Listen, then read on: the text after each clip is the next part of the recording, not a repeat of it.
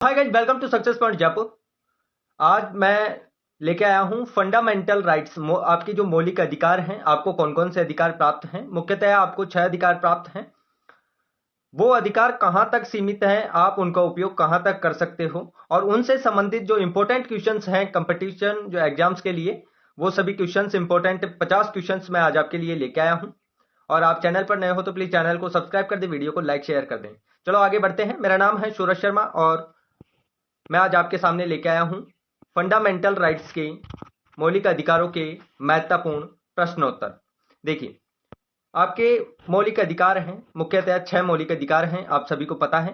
पहले कितने थे? पहले थे 7, जिनमें से संपत्ति का जो अधिकार है, मौलिक अधिकार, उसको हटा दिया गया। संशोधन 1979 में हटाया गया और इसे जो अब है विधि का जो शासन अब मान सकते हैं, एक कानून का अधिकार मान सकते हैं संपत्ति के अधिकार को, उसको हटा दिया गया। चलो पहला क्वेश्चन से स्टार्ट करते हैं कि मौलिक अधिकार संविधान के किस भाग में वर्णन है। मौलिक अधिकारों का संविधान के किस भाग में वर्णन है? तो आपको बता दूं कि भाग 3 में वर्णन है। किस में वर्णन है? भाग 3 में। अब देखो, सबसे पहले यदि आप मौलिक अधिकार पढ़ते हो तो मौलिक अधिकारों में सबसे पहले यह जानना जरूरी है कि संविधान में जो है मौलिक अधिकारों का जो वर्णन है कौन से भाग में है, तो भाग 3 में है। और याद रखना, संविधान में 23 अनुच्छेदों में मौलिक अधिकारों का वर्णन किया गया है। कितने अनुच्छेदों में? 23 अनुच्छेदों में, 12 से लेकर 30 तक। याद रखना, 12 से लेकर 30 तक और 32 से 35 तक ये अनुच्छेद हैं। ये बार बार क्वेश्चंस इनसे पूछे जाते हैं, कौन कौन से अनुच्छेद जो हैं मौलिक अधिकारों से रिलेटेड हैं, कौन से नहीं हैं, ये सभी क्वेश्चंस पूछे जाते हैं। तो पहला क्वेश्चन आपका क्लियर हो गया कि मौलिक अधिकार जो है संविधान के किस भाग में वर्णित है, तो भाग 3 में। आपको ये याद रखना है। इसके बाद अगला क्वेश्चन है कि मौलिक अधिकारों का निलंबन कौन कर सकता है। देखो, मौलिक अधिकारों का निलंबन प्रधानमंत्री, बी है संसद, सी है राष्ट्रपति, डी है सर्वोच्च। यदि मौलिक अधिकारों का निलंबन करना हो तो कौन कर सकता है? क्या प्रधानमंत्री कर सकता है, संसद कर सकती है, राष्ट्रपति कर सकता है, या सर्वोच्च कर सकता है? तो आपका राइट आंसर होगा ऑप्शन सी, राष्ट्रपति। वो भी किस आधार पर कर सकता है, उसकी भी एक लंबी प्रक्रिया है।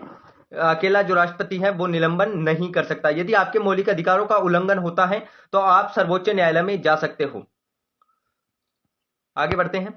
क्वेश्चन नंबर 3, प्रारंभ में जो मौलिक अधिकार जो हैं वो दिए गए थे, कितने दिए गए थे प्रारंभ में? 6, 7, 4 या 5? तो आपको मैंने पहले भी बताया 7 मौलिक अधिकार दिए हुए थे। ऑप्शन बी आपका करेक्ट आंसर होगा, 7 मौलिक अधिकार, जिनमें से 7वां था संपत्ति का अधिकार, उसको हटा दिया गया। याद रखना इसको, सन और डेट दोनों याद रखना। अगला क्वेश्चन है क्वेश्चन नंबर 4। क्वेश्चन नंबर 4 है कि मूल अधिकार मूल कहलाते हैं क्योंकि। मूल अधिकार जो है वो मूल क्यों कहलाते हैं? ऑप्शन ए है आपके सामने कि न्यायालयों द्वारा परिवर्तन हो सकता है, या ऑप्शन बी है संयुक्त राष्ट्र मानवाधिकार घोषणा पत्र के अनुरूप है, या तीसरा है आपका आसानी से संशोधन किया जा सकता है, या डी है आपका मनुष्य के प्राकृतिक और प्रतिदेय अधिकार। आपका करेक्ट आंसर होगा ऑप्शन डी, क्योंकि मनुष्य के प्राकृतिक और प्रतिदेय अधिकार हैं, इसलिए इसे ये मूल कहलाते हैं। मूल अधिकार किस लिए कहलाते हैं? क्योंकि मनुष्य के प्रकृति और प्रतिदेय अधिकार हैं, इसलिए ये मूल अधिकार कहलाते हैं। अब मूल अधिकार किस देश के संविधान से प्रेरित हैं? यदि हम संविधान की बात कर रहे हैं तो किस संविधान से लिया गया है? आपको यह भी पता होना चाहिए, क्या ब्रिटेन से लिया गया है, चाइना से, यूएसए से, फ्रांस से? कौन से संविधान से लिया गया है? तो आपका जो करेक्ट आंसर होगा वो होगा यूएसए, क्योंकि जो मूल अधिकार जो हैं वो यूएसए से लिए गए हैं। तो आपका यूएसए सही आंसर होगा। आगे बढ़ते हैं। क्वेश्चन नंबर 6, संविधान में जो मौलिक अधिकार का वर्णन है। अब देखिए, मैंने पहले भी आपको बताया कि संविधान में मौलिक अधिकारों का वर्णन है आर्टिकल 13 से 25। गलत है, ये मैं नहीं कह रहा कि इनमें नहीं है। आर्टिकल 13 से 25 में है कि नहीं है? लेकिन ये पूरे मौलिक अधिकार नहीं है। आर्टिकल 12 से 35 ऑप्शन सी है, 15 से 36 ऑप्शन डी है, 12 से 37। तो 12 से 37 दो ज्यादा गए, 36 और 37 तो उनमें नहीं है। 12 से 35 आपके करेक्ट आंसर होगा। 12 से 35 अनुच्छेद, मतलब अनुच्छेद 12 से लेकर 35 तक, अनुच्छेद 35 तक मौलिक अधिकारों का वर्णन किया गया है। आगे बढ़ते हैं क्वेश्चन नंबर 7 की तरफ। देखो, क्वेश्चन नंबर 7 क्या कह रहा है कि मौलिक अधिकार के बारे में सुनवाई करने का अधिकार निम्न को प्रदान किया जाता है। किसको प्रदान किया जाता है? सर्वोच्च न्यायालय को, उच्च न्यायालय को, प्रधानमंत्री को, या इनमें से कोई नहीं। ये आप बताइए कि जो मौलिक अधिकारों के बारे में, यदि आपके मौलिक अधिकारों का, आपके अधिकारों का हनन होता है तो आपके अधिकारों के लिए कौन सुनवाई करता है? क्या सर्वोच्च न्यायालय करता है?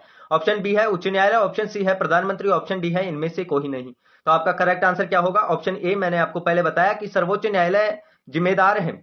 यदि आपके मौलिक अधिकारों का उल्लंघन होता है तो आप सर्वोच्च न्यायालय में अपील कर सकते हैं। तो ऑप्शन ए करेक्ट आंसर होगा। इसके नीचे आंसर भी दिए हुए हैं, आप देख सकते हो। अगला क्वेश्चन है, क्वेश्चन नंबर 8 है कि विधि के सामने समानता का अधिकार क्या है? नागरिक का अधिकार, ऑप्शन बी है आर्थिक अधिकार, ऑप्शन सी है सामाजिक अधिकार, ऑप्शन डी है राजनीतिक अधिकार। क्या है? Option A, option B, option C या ऑप्शन डी? विधि के सामने समानता का अधिकार। विधि, विधि क्या हो गया? कानून के समक्ष। कानून के समक्ष जो समानता का जो अधिकार दिया हुआ है वो कौन से? आर्थिक से दिया हुआ है, नागरिक अधिकार से दिया हुआ है, सामाजिक अधिकार से दिया हुआ है या राजनीतिक अधिकार से दिया हुआ है? पहले क्वेश्चन को समझिए, क्योंकि ये जो क्वेश्चन हैं इंपॉर्टेंट हैं। हर बार जो क्वेश्चन पूछे जाते हैं इनसे बाहर, यदि आप फंडामेंटल राइट्स पढ़ते हो तो इन क्वेश्चन से बाहर, ये 50 क्वेश्चन बता रहा हूं, इन क्वेश्चन से बाहर आपका कोई भी क्वेश्चन नहीं जाएगा। ऑप्शन ए आपका नागरिक अधिकार इसका राइट आंसर हो जाएगा। तो वीडियो के अंत तक बने रहिएगा, बिल्कुल 50 इंपॉर्टेंट क्वेश्चन आज मैं आपके लिए लेके आया हूं। देखिए, कौन सा अनुच्छेद अस्पृश्यता उन्मूलन से संबंधित है? अस्पृश्यता उन्मूलन, आप समझ रहे हो, मतलब छुआछूत से संबंधित जो है वो कौन सा अनुच्छेद है? आर्टिकल 15, आर्टिकल 14, आर्टिकल 17 या आर्टिकल 18? तो आपका जो राइट आंसर होगा वो होगा आर्टिकल 17। क्यों आर्टिकल 17 क्यों होगा? देखो, आर्टिकल 14 की हम बात करें तो कानून के समक्ष समानता की बात की गई है। आर्टिकल 14 में किसकी बात की गई है? कानून के समक्ष समानता की बात की गई है। कानून के समक्ष समानता, कानून सबको समान मिलना चाहिए। 15 में बात की गई है कि जो भेदभाव नहीं हो, जातिगत भेदभाव, लिंग भेद ना हो और सामाजिक अस्पृश्यता ना हो, इन सभी के लिए किसकी बात की गई है? और अस्पृश्यता की बात करें तो यह अनुच्छेद 18 में इसकी बात की गई है। आगे बढ़ते हैं क्वेश्चन नंबर 10 की तरफ। देखो, क्वेश्चन नंबर 10 कहता है कि समानता का अधिकार भारतीयों के लिए सुनिश्चित क्या सुनिश्चित करता है? धार्मिक जो समानता सुनिश्चित करता है, सामाजिक समानता सुनिश्चित करता है या आर्थिक समानता सुनिश्चित करता है कि या इनमें से कोई नहीं? समानता का अधिकार, धार्मिक समानता, सामाजिक समानता, आर्थिक समानता या उपयुक्त सभी? तो समानता की बात कर रहे हैं तो समानता की बात करेंगे तो सभी समानता ही चाहिए।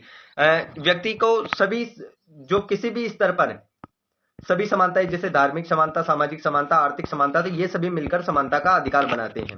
तो इसमें ऑप्शन डी आपका करेक्ट आंसर हो जाएगा। आगे बढ़ते हैं क्वेश्चन नंबर 11 की तरफ। देखो, क्वेश्चन नंबर 11 इंपॉर्टेंट क्वेश्चन है कि संविधान के किस अनुच्छेद के प्रावधानों के अंतर्गत भारत सरकार द्वारा भारत रत्न, पद्म विभूषण आदि अलंकार प्रदान किए जाते हैं? और इसमें एक आर्टिकल है, उसमें यह भी कहा गया था कि जो आप पदवी देते हो तो आप पदवी नहीं दे सकते, लेकिन फिर भी जो पदवी है भारत रत्न, पद्म भूषण की, वो दी जाती है। उसका आर्टिकल और अनुच्छेद में स्क्रीनशॉट डाल दूंगा, उसमें आप देख लेना। अनुच्छेद 15, अनुच्छेद 18, अनुच्छेद 21 या अनुच्छेद 19? बताइए कि इनमें से कौन से अनुच्छेद के तहत भारत सरकार द्वारा भारत रत्न, पद्म विभूषण आदि जो अलंकरण है वो प्रदान किए जाते हैं? आपका राइट जो आंसर है वो ऑप्शन बी होगा, अनुच्छेद 18 के अकॉर्डिंग। आगे बढ़ते हैं क्वेश्चन नंबर 12। देखो, सन 1995 में पारित अस्पृश्यता अपराध अधिनियम को वर्तमान में किस नाम से जाना जाता है? जो 1995 में पारित किया गया था। कब किया गया? 1995 में पारित किया गया। सिविल अस्पृश्यता अपराध अधिनियम की यदि आप छुआछूत करते हो तो वो आपका अपराध होगा, और उसे का जो नाम परिवर्तन कर वर्तमान समय में क्या कर दिया गया है? उसका नाम कर दिया गया है सिविल अधिकार संरक्षण अधिनियम। क्या कर दिया गया है? सिविल अधिकार संरक्षण अधिनियम। याद कर लेना, 1995 में पारित अस्पृश्यता अपराध अधिनियम, उसका क्या कर दिया गया? सिविल अधिकार जो संरक्षण अधिनियम। क्योंकि ये जो क्वेश्चंस हैं बहुत ही इंपॉर्टेंट हैं और ये कई बार पूछे जा चुके हैं ये क्वेश्चन, और बार बार मैं कह रहा हूं कि इससे बाहर आपके पेपर में नहीं जाएंगे। आगे बढ़ते हैं, क्वेश्चन नंबर 13 है आपका। क्वेश्चन नंबर 13 कह रहा है कि भारतीय संविधान के अनुसार संपत्ति का जो अधिकार है अब क्या है? संपत्ति का क्या है? मूलभूत अधिकार है, विधिक अधिकार है, संपत्ति, या दोनों है या इनमें से कोई नहीं? तो मैंने आपको पहले भी बताया था कि जो संपत्ति का जो अधिकार है 44वें संविधान संशोधन के अकॉर्डिंग हटा दिया गया और यह बन गया है एक कानूनी, आप बोल सकते हो कानूनी अधिकार। कानूनी अधिकार, विधिक अधिकार का मतलब कानूनी अधिकार आप बोल सकते हो संपत्ति के अधिकार को। आगे बढ़ते हैं, संपत्ति के अधिकार से संबंधित क्वेश्चन है। संपत्ति के अधिकार को किस संविधान संशोधन से, अधिनियम से समाप्त कर दिया गया? तो आपका राइट आंसर होगा, अभी मैंने बताया, 44वें संविधान संशोधन के द्वारा। आगे बढ़ते हैं। क्वेश्चन नंबर 15 है कि निम्न में से कौन सा मौलिक अधिकार नहीं है। देखो, स्वतंत्रता का अधिकार, समानता का अधिकार, संपत्ति का अधिकार या शोषण के विरुद्ध अधिकार। कौन सा मौलिक अधिकार नहीं है? तो सी, ऑप्शन सी, सभी संपत्ति का अधिकार, क्योंकि संपत्ति के अधिकार को हटा दिया गया और अब 6 जो आपके अधिकार हैं वो बचे हुए हैं। कौन कौन से हैं? समानता का अधिकार हो गया, स्वतंत्रता का अधिकार हो गया, शोषण के विरुद्ध अधिकार हो गया आपका, धार्मिक स्वतंत्रता का जो है आपको अधिकार है, संस्कृति और शिक्षा संबंधी अधिकार है और संवैधानिक उपचारों का अधिकार है। ये 6 अधिकार आपको दिए गए हैं और जो 7वां पहले दिया गया था संपत्ति का अधिकार, उसको हटा दिया गया 44वें संविधान संशोधन 1979 के अकॉर्डिंग। आगे बढ़ते हैं। क्वेश्चन नंबर 16 देखिए, भारत में उच्च न्यायालय ने निम्न में से किसमें माना था कि मौलिक अधिकारों में संशोधन नहीं किया जा सकता। देखो, किस मामले में माना गया कि मौलिक जो अधिकार हैं उनमें संशोधन नहीं किया जा सकता। और कई बार ऐसी सिचुएशन होती है, कई राजनेताओं ने कहा कि मौलिक अधिकार वो हैं जो एक हाथ से दिए जाते हैं और दूसरे हाथ से छीन लिए जाते हैं। ऑप्शन ए है गोपाल नाथ का मामला था, या ऑप्शन बी केशवनाथ भारती का मामला, ऑप्शन सी गोपालन का मामला, ऑप्शन डी MC मेहता का मामला। तो आंसर फर्स्ट होगा आपका गोपाल नाथ का मामला।